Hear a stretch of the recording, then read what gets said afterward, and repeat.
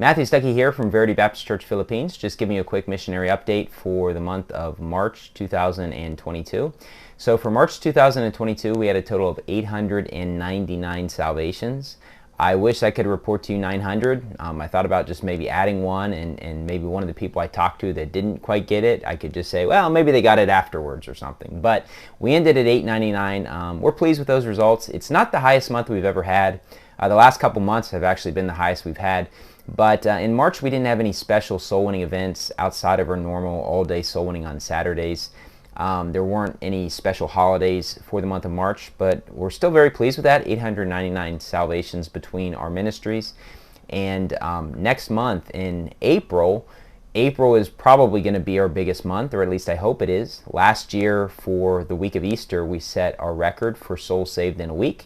And although we've broken our record for souls in a month, that week from last year during Easter week is still our official top week we've had. And I'll talk about that a little bit more in this video, trying to encourage you to be a part of the soul winning events in April.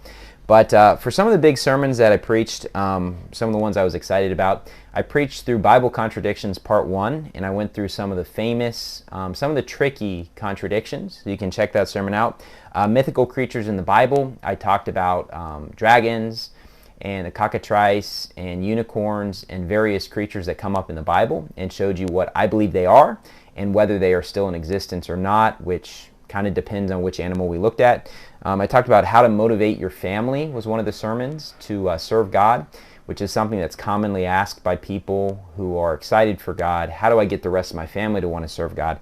And I also preached a sermon, Depart From Me, I Am a Sinful Man, from the story of Peter, where basically he felt guilty after he lacked faith in Jesus. And I explained how everybody is going to feel like that sometimes, and that humility is a good thing. You just can't allow that to stop you from serving God. And so the other big event we had, I guess we did have one big event in March, and that was a baptism event we had at our church in Pampanga.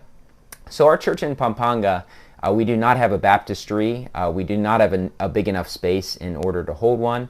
And we've wanted to do baptisms for a while, but with various COVID rules, there's no real place to rent out a pool or whatever.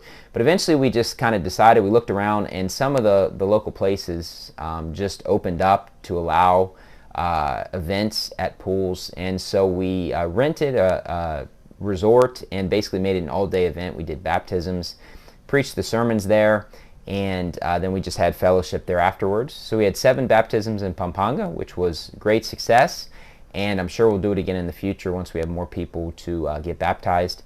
Other than that, though, I just want to kind of highlight some things going on coming up. In April, as I said, it's our big soul winning week. Easter week is the big week, and so that's next week. And last year we partnered with a lot of different churches, specifically in the Philippines, but other parts of Asia and the Middle East, to do our Soul Winning Mega Marathon. This is a great tradition that was started by like-minded pastors several years ago in the United States, and a lot of crazy things have happened with COVID and stuff, and so it's kind of changed a lot of different things. But it's a tradition we wanted to keep going here in the Philippines, and we're making it kind of Wednesday through Sunday, counting soul winning results. And the reason is because it's a huge several-day holiday here. It's a great time to go soul winning. And so we're kind of counting up all of our results, hoping to set a record. We're also trying to encourage other like-minded ministries and like-minded people and to be a part of that event.